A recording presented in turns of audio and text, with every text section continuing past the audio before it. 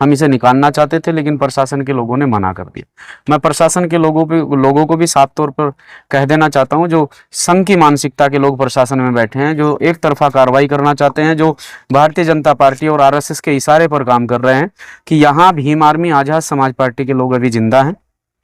प्रत्येक व्यक्ति के लिए आजाद समाज पार्टी, भीम आर्मी के लोग डटकर मुकाबला करने के लिए तैयार हैं और इस लड़ाई को अधूरा नहीं छोड़ा। और पूरे क्षेत्र में शोक का माहौल है, सभी जो है गम में डूबे हुए हैं। लोग इस घटना का बहुत विरोध कर रहे हैं। इस प्रकार की घटनाओं को अंजाम देने वाले लोगों के खिलाफ अब तक कोई कार्रवाई जो है प्रशासन के द्वारा नहीं की गई। कल भी प्रशासन के द्वारा सिर्फ और सिर्फ आश्वासन दिया गया। शाम के समय हमने देखा कि प्रशासन ने उल्टा 150 लोगों पर, लगभग 150 लोगों पर मुकदमा अज्ञात में हमारे ही लोगों पर किया है, जिसमें एक नाम प्रशासन के द्वारा खोला गया है, जिसके द्वारा तहरीर दी गई। इसका सीधा साफ तौर से नजर आता है कि प्रशासन जो है उस साथी को भी डराना चाहता है, जिसने अपने भाई के मरने पर, जिसके साथ ये घटना घटी है, उसके लिए तहरीर दी है।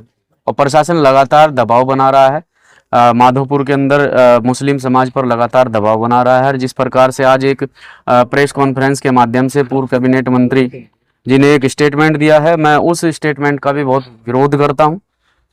और इस प्रकार के स्टेटमेंट एक सम्मानित व्यक्ति को नहीं देने चाहिए। उसके लिए सब समान है, यहाँ हिंदू हो, मुस्लिम हो, सिख हो, ईसाई हो, वो कोई भी हो, सब को इस देश में बराबरी का अधिकार है। आप एक विशेष समुदाय के प्रति इस तरह से जहर उगल रहे हैं, ये ठीक नहीं है। आप प्रशासन को एक तरफा कार्रवाई के लिए आदेश कर रहे हैं, वो भी ठीक नहीं है। मैं आज परिवार से मिलने के लिए माननीय एडवोकेट चंद्रशेखर आजाद जी के आदेश पर मैं आज परिवार से मिलने के लिए आया हूं अपने समस्त साथियों के साथ में।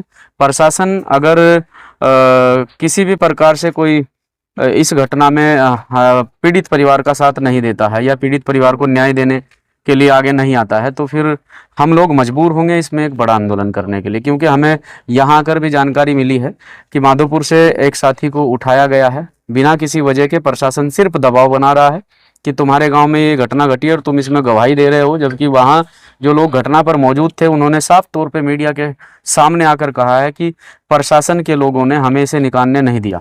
हम इसे निकालना चाहते थे, लेकिन प्रशासन के लोगों ने मना कर दिया।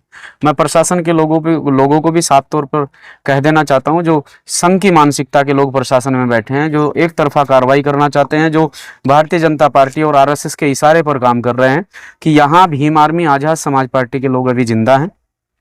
प्रत्येक व्यक्ति के लिए आजाद समाज पार्टी, भीम आर्मी के लोग डटकर मुकाबला करने के लिए तैयार हैं और इस लड़ाई को अधूरा नहीं छोड़ा जाएगा। इस लड़ाई को अब मजबूती से लड़ा जाएगा। अगर हमारे लोगों को परेशान किया जाएगा तो हम अपने लोगों के लिए 24 घंटे तत्पर हैं। किसी भी प्रकार से पीड़ित परिवार को अकेला महसूस नहीं होने दिया जाएगा। जैसे देखिए, सत्ता पक्ष और प्रशासन का रवैया उसको देखते हुए क्या आपको लगता है कि पीड़ित परिवार को जो है, मुझे लगता है कि पीड़ित परिवार को ये जो हरिद्वार जिला प्रशासन है, मुझे लगता है ये न्याय नहीं दे पाएगा। जिस प्रकार से प्रशासन जो है सरकार के कुछ लोगों के, सरकार के इशारे पर काम कर रहा है, उनके दबाव में काम कर रहा है। सरकार के पूर्व कैबिनेट मंत्री प्रशासन के लोगों को आकर शाबाशी देते हैं और कहते हैं कि गोकसी करने वाले लोगों को गोली मार देनी चाहिए। पहली बात तो वो लड़का गोकसी का कोई काम नहीं करता था, उसका खुद का जिम है, मैं उसके जिम पर भी आया हूँ। इस परिवार से बहुत लंबे समय से मेरे पारिवारिक संबंध है, तो उस लड़के का मैंने कभी इस प्रकार से कोई फॉल्ट नहीं देखा है कि वो लड़का कहीं किसी भी प्रकार से गोकसी के मामले में उसने कोई ऐसा काम किया।